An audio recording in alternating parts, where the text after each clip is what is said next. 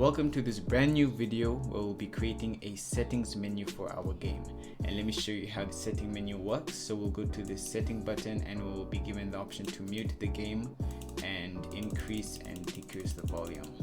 And of course this can be used to also change the sensitivity as well of your mouse if it's like a shooting game, also to change like the speed or different other settings, but for this example we'll only be changing the volume. So let's begin.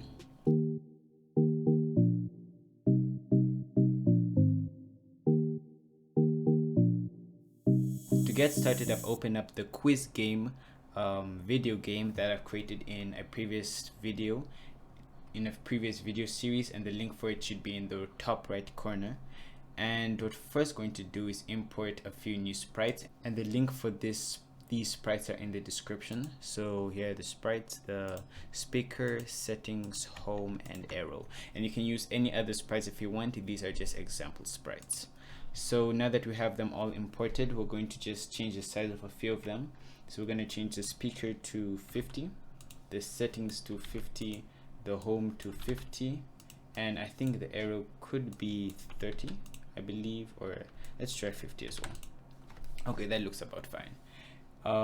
Now for our arrow, we're going to rename this to reduce volume, and we're just going to duplicate this and call this one increase volume. So increase volume, and we're going to go into the costume, select it, and then just rotate it so that it faces right. So you can just make sure that it fits as much with this box as possible. Okay, I think this is good enough. Okay, so now that we have all the necessary sprites in the game, we can do this most important thing. So for this volume part to work, you're going to have to go to wherever you have sound effects or music into the game. In this example, we have a question, and the question has a sound effect. So it has a start sound, ticking clock, and what we want to do instead is broadcast, and then just take whatever the name of this sound is. This is called ticking clock, SFX, and then you're just going to replace this here and duplicate and place that there. So now that you have these over here, you just want to replace them and then go to your backdrop and import the sounds that you've moved from where you got it. So right here is the ticking clock. I'm just going to import that as well, and now we have that in our.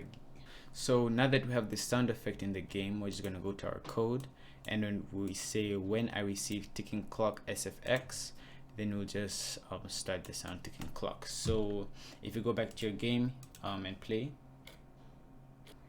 you just notice that the sound effect is still there. So that's all good and fine. Now let's work on the code. So the first thing we want to do is our settings. We're going to put this in the bottom right. Our home, we can put this in the top right. We can put this sound effect right here, and the rest will settle later. So for our settings, what we're going to handle first, we're going to go to the code. Let's click play and stop, and then what we're going to say is when flag is clicked, we want to show it. If this is in the main menu, you want your settings to be in the main menu, then this is what you want to do. When flag is clicked, show. And then we're going to go to conditions and click forever, and bring in an if statement, and then bring in two AND operators. So 1, 2, and put them here. And the first one is going to be if main menu active equals to true. So this is basically something that I've set up in the previous tutorial, in our previous main menu tutorial, where we've have a script called main menu active equals true, and we're basically looking here if, well, the main menu is active, and we said that as when flag is clicked, main menu is equal to active. main menu active is equal to true. So after that, you just want to look if it's being pressed, so we just bring in the touching mouse pointer and the mouse down. So bring these two here, and after that we just want to broadcast a brand new message, and this is going to be called settings. Okay, now that we've broadcasted this message, we want to do a few more things. You just want to say when I receive settings. You want to hide because you don't want to be able to access the settings when you're already in it. And after that, we want to say when I receive start game. So if in your game you have a separate method that, or not method, but message that starts the game, and you'll say when I receive start game, you want to hide it. One more thing would be when I receive main menu.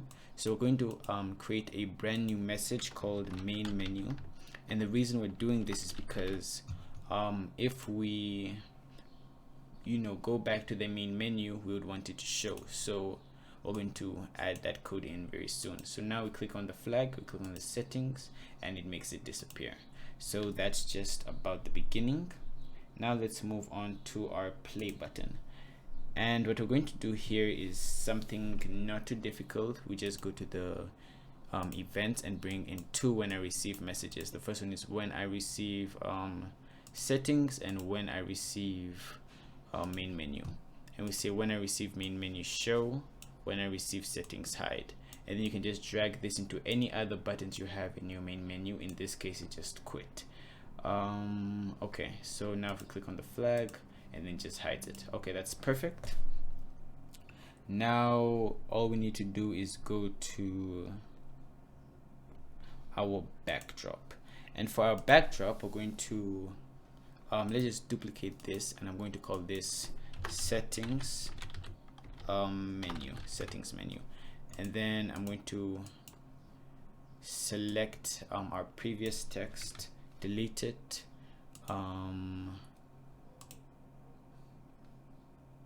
Is there a way to select this?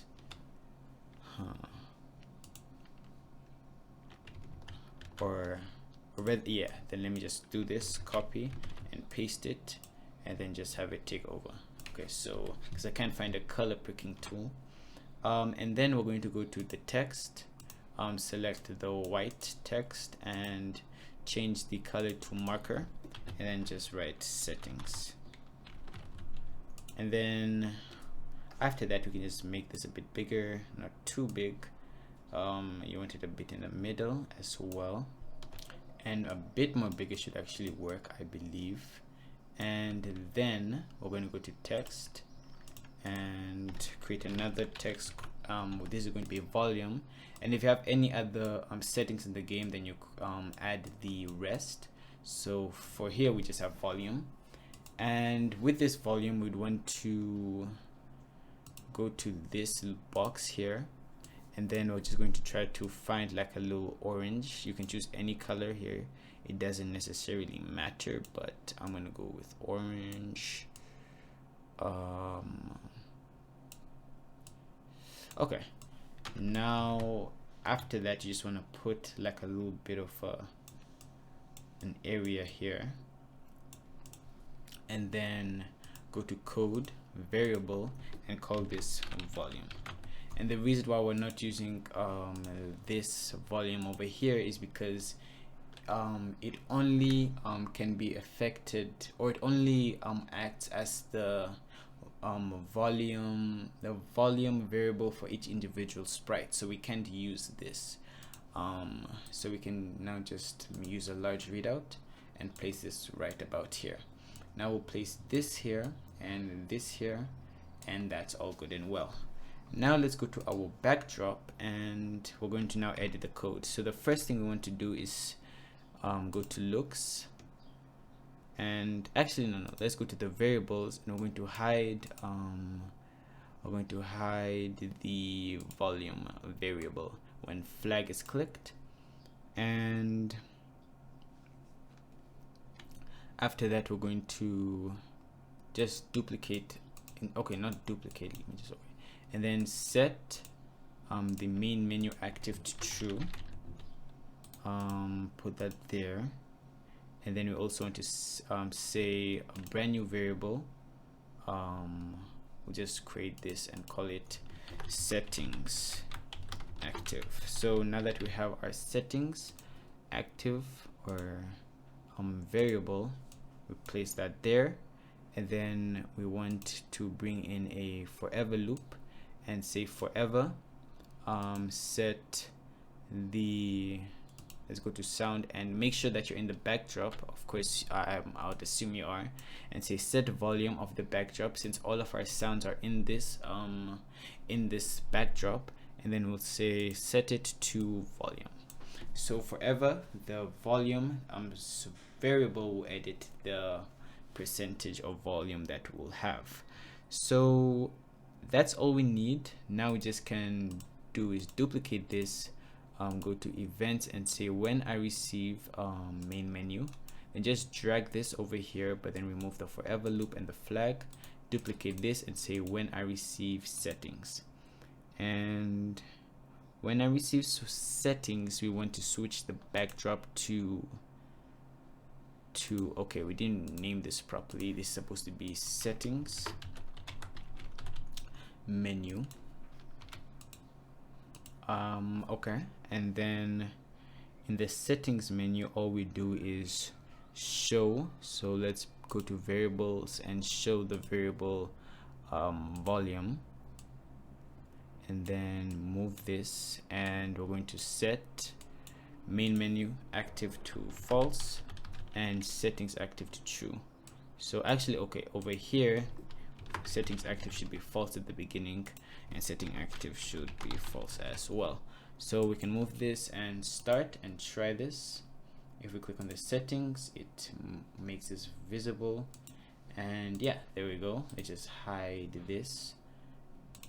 And okay, now what we need to do is go to our speaker. We can start over here, and we actually have the first couple scripts already made, so let's just drag this here, and then what we'll do is say when I receive main menu, we want to hide it, so we can just say hide when I receive settings show, and when I receive start game. Okay, it's already hidden, so that's perfect. Now we just need to say when flag is clicked, we want to hide as well. So now what we'll notice is if we click flag, the speaker will disappear, and when we actually click on it, it appears. So now we just need to work on a bit of code. So the first thing is, let's go to our costume. We'll name this speaker on, duplicate this and call this speaker off, and then we're going to look at this red line or line over here and make it red, and then just cross it off to indicate that the speaker is off.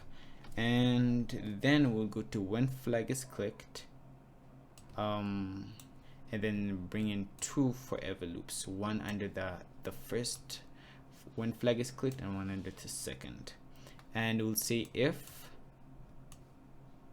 and bring in two operators, an equals to operator and a greater than operator, and we'll put this under this one. And here we can grab two if statements, or actually three, so we're going to have one and then two inside the first one. Okay, now we're going to say if, and then we're going to operators and say if settings active equals to true. So we want to make sure that the settings menu is active, and if it is, then we also want to look at a few more conditions. So if that is the case, and then we can go to sensing and bring in the mouse down and touching mouse pointer. Okay, so these two are perfect. We just bring this in here. Now we want to look if costume number equals 1. So let's bring in an equals to operator. If costume number equals to 1 and looks, and then we want to say when I receive flag, set speakers to on. And then we say if costume equals 1, and if costume number equals to 2, then we'll go to variables and set the volume to 0. But if we were to turn it on, like if we press on it when it's off, then we'll say volume equals to 50, which is just in the middle. Now we'll go to the volume variable and put them here and here. Now if it equals to 0 or is greater than 0, then we want to set up the sprite. So we'll say switch costume to speaker on, speaker off if it equals to 0, and speaker on if it's greater than 0. Now that's the code for our speaker. Now let's go to our reduce volume, I believe, and we can just use the first speaker sprite, so not sprites but code. I'm gonna just drag these in, and the when flag is clicked, yep, this as well. So now we'll just bring this, and then instead just chuck this away. Go to the speaker and bring this code in as well so we can make life easier, and we'll say if, and we want to say if the volume, so bring in, since we're reducing this, we want to make sure that the volume is at least greater than 0, and when we press on this, the volume should be greater than 0, and then we change the volume by 5. And to make sure that they can't spam on this button, we'll just have a little wait. We'll have it wait 0.1 seconds. Actually no, we're reducing over here, so we need to change this by -5, and then just drag this all into the increase volume. So let's just throw all of these in here, and now we just need to grab our main code, which is the when flag is clicked, and change this to, if first change this to 5, change the operation to less than, we want this to be less than 100, yeah, less than 100. And now let's test this. So if we click on the flag, we'll notice that they're both gone. Now we just need to make our home button work. Actually, let's do that first. So if we go to our speaker, we can just do the dragging thing again. Drag this, drag this, drag this, and drag this. Now just move all of these so we can get to the main one, which is the flag, and then just say when flag is clicked, hide, and then save forever. If let's go back to our speaker and drag this in, and just bring the if statement, that's what we're interested in, remove the rest, and say when we're touching it, then we just want to simply broadcast main menu.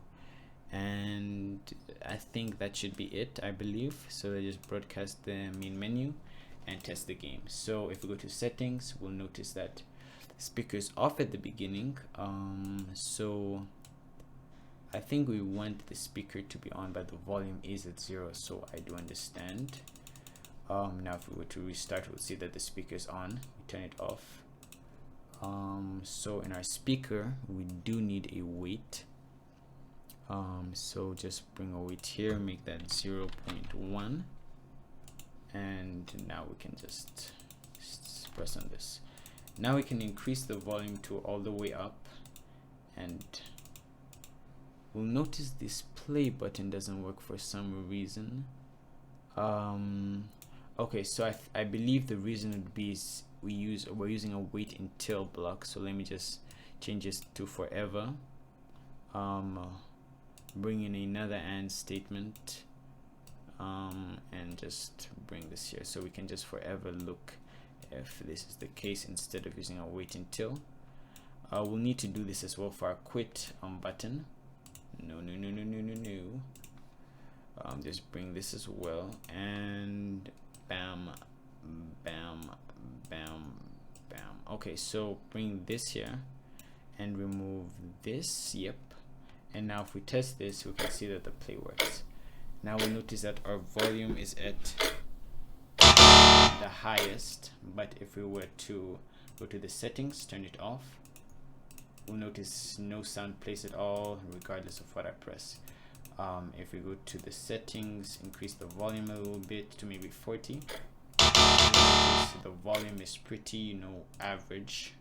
And if we just set it up to like maybe 5, we'll notice that the volume is very low. So yeah, that's it for this video. Thank you very much for watching. I hope you learned something for this video. Please subscribe and turn on post notifications so you don't miss the next video. And if you like the video, please smash the like button as well. Thank you very much for watching, and goodbye.